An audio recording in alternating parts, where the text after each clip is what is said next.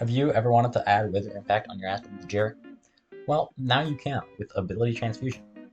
This is a new concept that the admins are currently working on, which is in place on the alpha network, and it lets you give items the abilities of other items for a really cheap cost.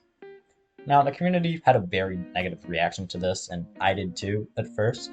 But now I think it's a cool concept and can definitely be worked on to be a lot better and to be a really cool feature in the game.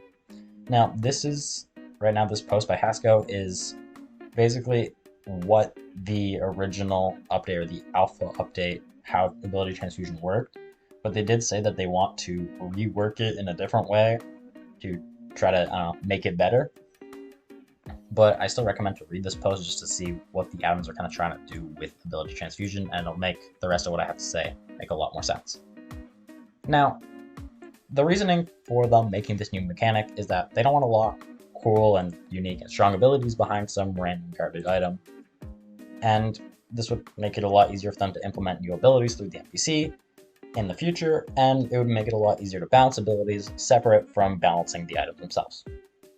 Now, I think that they have a good reasoning for this, and honestly, ability transfusion isn't as overpowered as it looks, since you need the original item to transfer the ability, and it would soulbind the original item anyways, so you can't just give all your friends a Hyperion and let them transfer Wither Impact to their undead swords. However, it does have a lot of negatives that I'm going to talk about. For example, a lot of items like the Ragnarok Axe Flower of Truth would become essentially obsolete and only ever purchased to unlock the abilities. I'll take the example of the Ragnarok Axe. The weapon by itself is really bad, and it's only ever purchased for the ability anyways, but adding that ability to another weapon would make it really broken.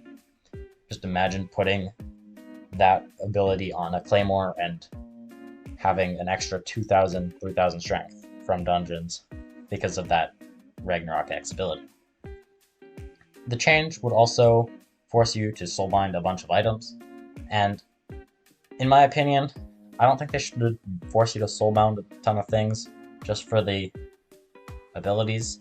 Iron Man exists for a reason, and I would like having the option of selling my items if I want to.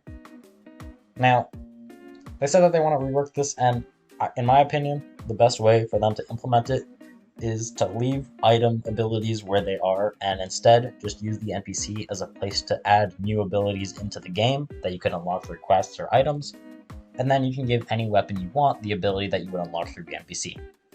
It would temporarily soulbound the item until you choose to remove that ability, and then you'll be able to sell it again.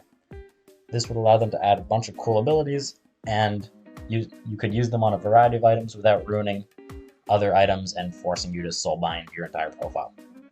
Now, this update won't be live for a long time anyways, and they're constantly searching for a lot of community feedback, so I don't think we should panic just yet.